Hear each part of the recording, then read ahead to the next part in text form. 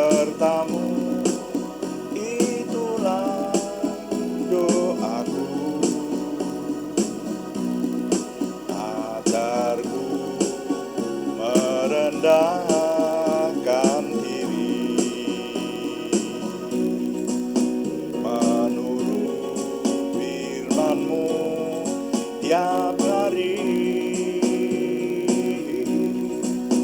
Jadikan pelita dalam kelas, mencari domba yang sesat. Itulah kerinduan jiwaku.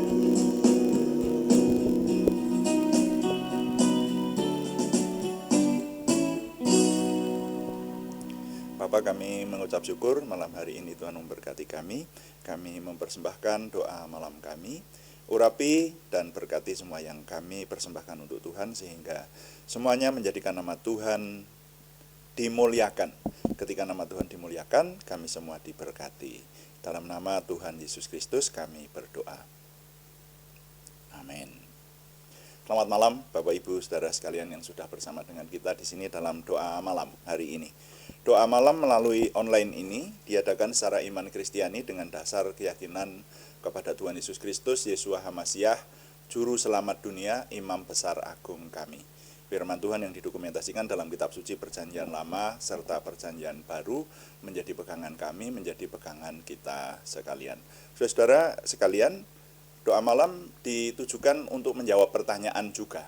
Oleh karena itu, kalau ada pertanyaan rohani dari saudara seiman yang ingin kami menjawabnya, silahkan dikirimkan kepada kami. Nanti kami akan berusaha menjawab menjadi tema-tema dalam doa malam kita. Dan Bapak Ibu Saudara sekalian, doa malam juga seringkali ditujukan untuk mencermati hal-hal yang terjadi pada zaman kita hidup ini, sehingga dicermati dari firman Tuhan, kita menghadapi perubahan zaman, itu kita tidak bersalah di hadapan Tuhan dan tetap berjalan dalam kebenaran Tuhan. Nah, untuk kali ini kami masih ingin mengajak Bapak Ibu Saudara untuk melanjutkan mencermati saksi-saksi iman ya, yang ada di Ibrani pasal 11. Itu mulai dari ayat 1 itu diketengahkan beberapa nama yang merupakan di situ disebut saksi-saksi iman. Nah, kita sampai kepada ayat 32. Kita baca dulu ya. Ibrani pasal 11 ayat 32, judul renungan malam hari ini adalah mengusahakan kemantapan iman. Mengusahakan kemantapan iman. Ibrani pasal 11 ayat 32. Dan apakah lagi yang harus aku sebut? Sebab aku akan kekurangan waktu apabila aku hendak menceritakan tentang Gideon, Barak, Simson, Yefta, Daud, dan Samuel, dan para nabi, yang karena iman telah menaklukkan kerajaan-kerajaan, mengamalkan kebenaran, memperoleh apa yang dijanjikan, menutup mulut singa-singa, dan seterusnya. Nah, sampai di situ saja ya, ayat 32 dan 33 yang saya baca. Nah, saudara, saksi-saksi iman sekarang kita sampai kepada tokoh Gideon. Tadi disebutkan tokoh Gideon. Apakah lagi yang dapat aku sebutkan tentang nama-nama yang para nabi yang sudah terdahulu menjadi saksi-saksi iman itu? Ya, kemarin kita sudah meneliti mulai dari Habel, Abraham, Rahab, Daud, ya, Ishak, Yakub, Yusuf, ya, dan sekarang sampai kepada Gideon. Nah, saudara, kisah tentang Gideon ini ada di kitab Hakim-Hakim pasal 6 sampai pasal 8. Ya, jadi saudara kalau mau meneliti kisahnya nanti di sana, dan sudah pernah kita teliti itu. Ya, jadi di arsip video kita di channel ini sudah ada, saudara ya. Karena kitab Hakim-Hakim sudah sempat kita renungkan semuanya toh setiap pagi. Ya, jadi yang doa pagi merenungkan seluruh isi Alkitab itu, puji Tuhan. Nah, tapi kali ini mari kita mencermati dari satu sisi. Gideon menjadi saksi iman. Dan saya mendapatkan berkat perenungan tentang Gideon ini, yaitu mengusahakan kemantapan iman. Anda masih ingat kisahnya Gideon ya? Gideon di Perjanjian Lama. Jadi waktu itu umat pilihan Tuhan ada di bawah penjajahan bangsa Midian, ya, dan juga bangsa Amalek, ya, terutama yang disebutkan bangsa Midian. Jadi mereka itu seringkali datang merampok.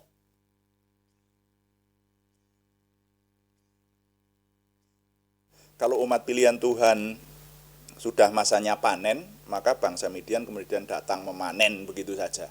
Dan umat pilihan Tuhan tidak bisa apa-apa. Jadi di bawah penjajahan. Seperti itu. Nah, oleh karena itu Tuhan memerintahkan kepada Gideon melalui malaikatnya. Ketika Gideon mengirik gandum aja di tempat tersembunyi, saudara, ya, karena takut diketahui oleh musuh.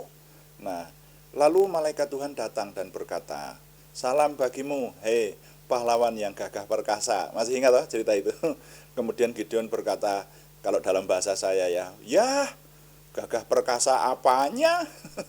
Kami ini, ya, lalu kita baca nanti kalau saudara meneliti di Hakim-Hakim pasal 6. Zaman dulu dituliskan dalam sejarah, Tuhan menyertai kami menyeberangi laut Tiberiu, nenek moyang kami ditolong Tuhan dengan luar biasa seperti itu. Tetapi sekarang Tuhan meninggalkan kami. Kami di bawah tekanan bangsa Midian dan seterusnya. Nah, maka malaikat Tuhan kemudian berkata, menjelaskan bahwa enggak begitu. Ini bangsa ini akan ditolong Tuhan, kira-kira kalau dalam bahasa saya ya, saya jelaskan seperti itu. Keluar dari cengkeraman musuh-musuh di sekitarnya, dan yang harus memimpin itu kamu. Ya, aku. Gitu. Lalu Gideon berkata, aku ini, wah, keturunan siapa? Suku dari ayahku adalah suku yang paling kecil. Disebut seperti itu. Tetapi malaikat Tuhan, kalau Tuhan sudah menunjuk, maka kamu harus maju memimpin bangsa ini untuk menjadi bangsa yang merdeka penuh. Nah, seperti itu. Lalu Gideon meminta penegasan. Nah, ini loh ya. Jadi mengusahakan kemantapan iman. Itu Gideon selalu menuntut ini ternyata nanti. Dia berkata, begini aja. Waktu itu rupanya malaikat Tuhan itu berupa seorang manusia. Jadi saya tidak tahu apakah Gideon rupanya belum tahu kalau itu malaikat Tuhan. Jadi Gideon berkata, gini aja Pak D. Kalau memang Tuhan itu menyuruh saya, jangan pergi. Izinkan saya mengolah daging dari sembelihan hewan yang akan aku persembahkan kepada Tuhan. Dan malaikat itu yang berupa manusia itu berkata, oh ya, silakan, saya tunggu. Dan demikian terjadi toh. Jadi kisahnya, Gideon mengolah olahan daging lalu dibawa dipersembahkan ke hadapan Tuhan. Dan malaikat Tuhan yang berupa manusia itu waktu itu berkata, curahkan letakkan daging olahan itu di atas batu ini dan curahkan kuahnya, seperti itu. Kemudian orang itu mengarahkan tongkatnya kepada daging persembahan itu, dan tiba-tiba api muncul melalap daging itu, lalu orang itu hilang. Nah, Gideon baru terkejut, ya, celakalah aku, dia berkata begitu, karena aku sudah melihat malaikat Tuhan. Jadi sebetulnya Gideon itu diperintah dengan cara yang ajaib. Kalau orang biasa mestinya sudah mantap begitu, iya toh. Yang memerintah Tuhan sendiri, dan Tuhan dengan sungguh-sungguh menampakkan bukti. Yang disuruh adalah malaikat yang menampakkan diri sebagai manusia, kemudian membuat mukjizat, persembahan yang dilalap api. Itu harusnya sudah mantap toh imannya Gideon. Tetapi Gideon tidak cukup sampai di situ. Ketika Gideon kemudian meniup sangkakala dan 32.000 orang berkumpul untuk membantu dia maju dalam peperangan melawan musuh, itu Gideon masih minta lagi kepada Tuhan, wah Tuhan, apa ya bisa toh aku ini mengalahkan musuh, kira-kira begitulah. Jadi yang perlu kita cermati di sini adalah begini, manusia itu dalam beriman kepada Tuhan itu belum tentu tiba-tiba imannya itu mantap seperti itu loh, gitu. Jadi orang itu untuk percaya kepada Tuhan itu perlu mengusahakan kemantapan, perlu penegasan-penegasan, perlu benar-benar wah ini benar-benar dari Tuhan dan kalau saya lakukan saya berhasil, gitu. Nah, Gideon ternyata meminta itu. Dia minta tanda. Nah, Tuhan kalau memang engkau menyuruh aku, berikan aku tanda. Aku akan membentangkan bulu domba di atas rerumputan. Besok pagi, kalau rerumputannya kering, tetapi bulu domba itu basah, itu tandanya bahwa engkau benar-benar menyuruh aku. Nah, lalu dilakukanlah demikian dan terjadi. Pagi hari ketika bulu domba itu diperas, didapatkan sepinggan penuh air, dikatakan seperti itu. Nah, itu kan harusnya kan sudah mantap gitu. Wah, ini. Tapi Gideon belum mantap. Dia mencari lagi, mengusahakan kemantapan iman, gitu loh. Nah, ini jadi yang sedang kita bicarakan ini iman dalam hal-hal tertentu, saudara. Kalau saudara dan saya sekarang ini punya program atau punya pergumulan doa tertentu dan mempertanyakan apakah Tuhan menjawab doaku, apakah Tuhan akan menyertai aku. Nah, itu kalau kita mengusahakan iman, mengusahakan kemantapan iman maksudnya, itu ternyata tidak salah. Ada contohnya, yaitu Gideon, hamba Tuhan besar itu. Dan ini pun akhirnya Gideon belum mantap lagi kok imannya. Dia berkata begini, Tuhan jangan murka ya Tuhan. Sekali ini aku minta. Sebaliknya, aku akan membentangkan lagi bulu domba ini. Dan besok kalau terjadi, rumput di sekitarnya penuh dengan embun basah, tapi bulu ini kering, aku percaya bahwa Tuhan memang menyuruh aku dan aku akan dengan mantap melakukan semua yang Tuhan titahkan, kan seperti itu, ya. Dan dilakukan. Dan akhirnya terjadi lagi seperti itu. Jadi sekarang terjadi sebaliknya. Rumput-rumput di sekelilingnya itu basah oleh embun, tapi bulu domba itu kering. Nah, Gideon mulai mantap. Lalu diperintahkan oleh Tuhan toh,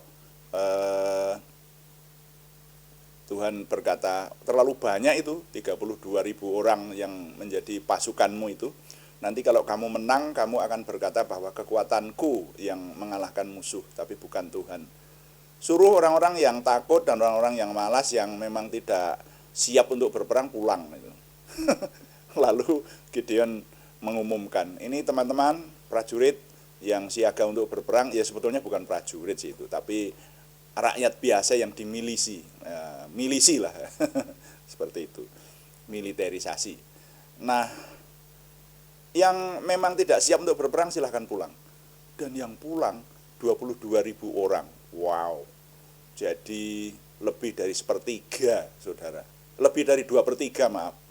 Yang tinggal kurang dari sepertiga. 32.000 orang, yang pulang 22.000 orang. Tinggal 10.000. Dan Tuhan masih berkata lagi, terlalu banyak. Ini masih terlalu banyak.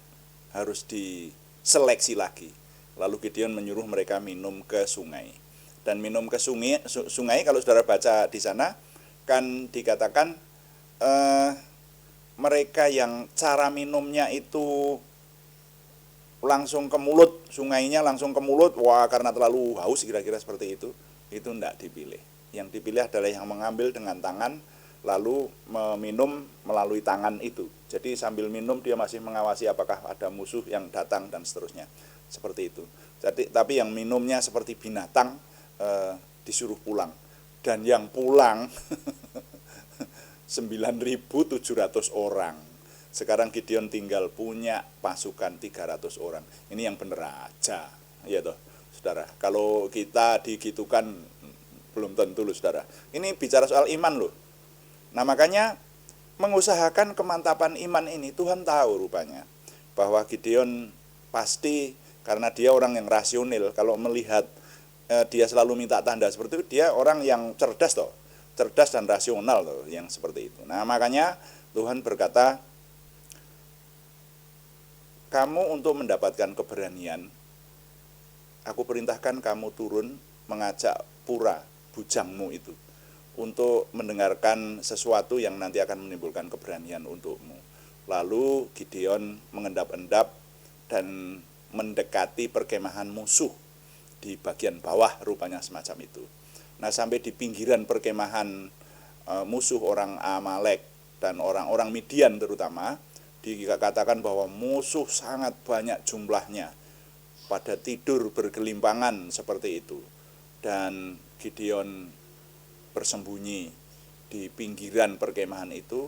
Nah, tiba-tiba ada 2 orang prajurit yang sedang patroli, rupanya semacam itu. Nah, itu sampai di dekat Gideon, mereka cerita, wah, tadi malam itu saya bermimpi ada sekeping roti jelai yang melanda ke perkemahan ini. Jadi terguling, masuk dan melanggar perkemahan ini, dan perkemahan ini dibongkar-bangkirkan, dihancurkan oleh sekeping roti jelai itu saja. Lalu yang seorang menjawabnya itu mengartikan mimpi itu. Wah, itu berarti Gideon bin Yoas yang akan mengalahkan perkemahan kita ini. Perkemahan kita ini sudah diserahkan Tuhan kepadanya. Ya, coba saudara, kalau saudara jadi Gideon, mendengar semacam itu, lah, musuh yang memberitahukan arti dari mimpi itu juga. Maka Gideon pulang dengan kemantapan iman yang menyala-nyala. Saudara, kemantapan iman itu dalam hal-hal semacam ini perlu kita usahakan. Tidak salah kalau kita usahakan. Dan orang bertindak dengan iman yang mantap, maka Tuhan menyertai. Nah itu. Jadi polanya itu adalah Tuhan memerintahkan. Kalau Tuhan memerintahkan, kita manusia yang diperintah itu sudah yakin bahwa itu suara dari Tuhan, lalu dilaksanakan dan berhasil. Nah, untuk memperoleh keyakinan itu perlu mengusahakan itu sah-sah saja, saudara ya. Jadi belajar dari Gideon seperti yang ditunjukkan di Ibrani pasal 11 dalam saksi-saksi iman ini, maka nilai yang dapat saya ketengahkan kali ini bunyinya demikian. Untuk mencapai iman yang mantap, tidak salah berusaha mencari penegasan dari Tuhan. Saya ulangi, untuk mencapai iman yang mantap, tidak salah berusaha mencari penegasan dari Tuhan. Tuhan dipuji, amin. Mari kita berdoa sesuai yang Tuhan ajarkan. Bapa kami yang di surga, dikuduskanlah namamu, datanglah kerajaan-Mu. Jadilah kehendak-Mu di bumi seperti di surga. Berikanlah kami pada hari ini makanan kami yang secukupnya, dan ampunilah kami akan kesalahan kami, seperti kami juga mengampuni orang yang bersalah kepada kami. Dan janganlah membawa kami ke dalam pencobaan, tetapi lepaskanlah kami daripada yang jahat, karena Engkaulah yang empunya kerajaan dan kuasa dan kemuliaan sampai selama-lamanya. Dalam nama Tuhan Yesus Kristus kami berdoa. Amin. Demikian doa malam hari ini, dan saudara kami mengingatkan bahwa doa malam dilaksanakan setiap hari Senin sampai Sabtu, setiap jam 6 malam, jam 18 waktu Indonesia Barat. Dan ada juga doa pagi yang dilaksanakan pada hari-hari yang sama, setiap hari pada jam 5 pagi.